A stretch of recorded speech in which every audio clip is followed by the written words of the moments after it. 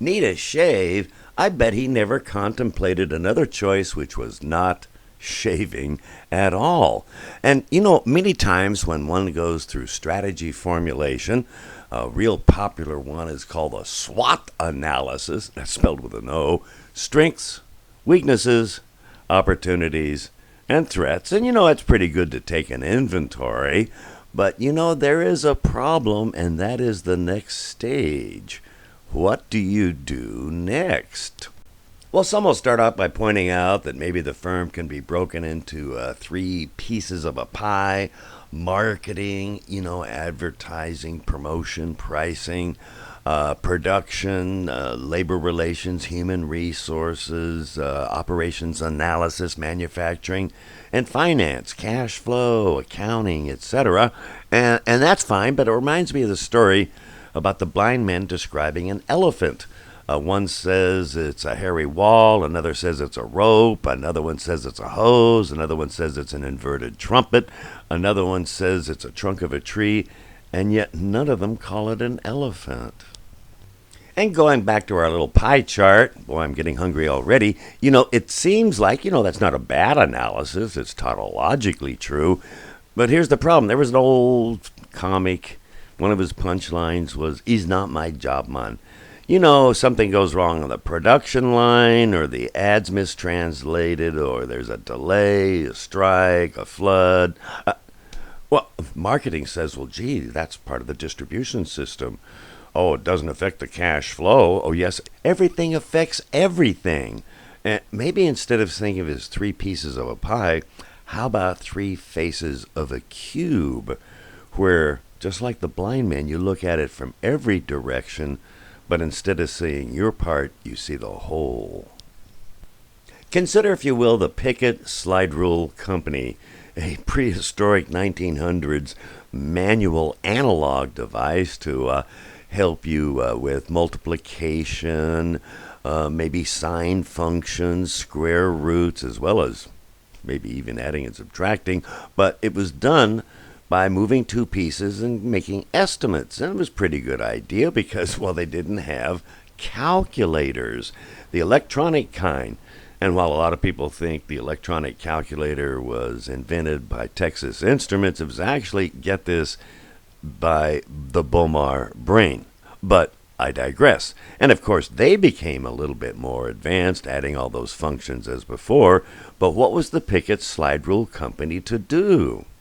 Well, they went to their model and said, well, what is our marketing strength, weakness, opportunity? Our production strength, weakness, opportunity? Our finance strength, weakness, opportunities? And had they set that as the model for analysis, they would have been stymied because they had no expertise in electronics. The distribution marketing channels were almost exclusively to college bookstores and architect shops, and the financing, they were purchased by a very different kind of customer in a different way. But instead they said, what are our abilities to think outside the box? And this is where most people trying to get a handle on things, they will say, well, let's set our goals and then let's look at the opportunities. I'm going to offer a reverse approach, which not only is taught in military science, but in management theory is promoted by Newman. And that is, instead of setting your goals, then the alternatives, where you just wind up at one place but take various ways to get there, you look at your options, of which, yes, it may be a little more daunting, and then look at the choices. And by the way, don't forget, one choice is do nothing, leave well enough alone.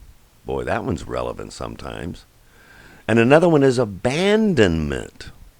And you have all these other choices. And notice, it doesn't narrow the focus. It makes it quite a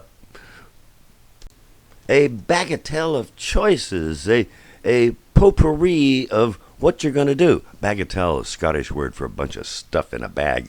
And yes, a little more daunting, a little less focused. But I've got a whole bunch of stories ranging from travel to business. But wait, what did the packet company wind up actually doing? They instead started making the backs of dials like house thermostats and for dashboards of cars. And you think about it, it wasn't the marketing that was where the action was or the customer. They abandoned them and then instead just said, well, let's go to a whole different kind of business using what we did know how to do, and that was fine engraving upon metals. Well, time for a couple of personal stories. When I came of age, I decided to travel across the country, and I thought, well, gee, do I want to go the fastest way, the cheapest way? Do I want to stop at railroad museums along the way? Do I want to go to discotheques? You catch my interest. And I thought, wait a minute, I'm calling the airlines, maybe take the train, drive, whatever. And before proceeding, I asked them instead not how to get to New York fastest, cheapest, but what else did they have available that happened to be on sale? You know what one of the choices was? 1 week only, Micronesia. Big promotion. You know what I wound up doing? I went to Samoa and had a very good time. Or, if you will, consider early VCR recording tape where you had VHS and Betamax. And most people thought Betamax had a better format. Turns out, though, the VHS was a little bit cheaper, longer. Real problem was Betamax did not license it, which means they tried to get exclusive profits. And that lesson wasn't learned upon the original search engine. No, not Google. It was Savvy Search. And Savvy Search, well, it wasn't bad. And, well, the problem is they sold it to CNET, and CNET making it a marketing tool. How many of you have used that? What did Google do instead? Gave it away for free. Yeah, they do put ads there, but they clearly label them. Well, I trust you get the idea. It's not so much how deeply it's structured for your analysis, but how it's structured. And indeed, there's something called the Delphi technique, which the main rule is there are no rules with DrCinvests.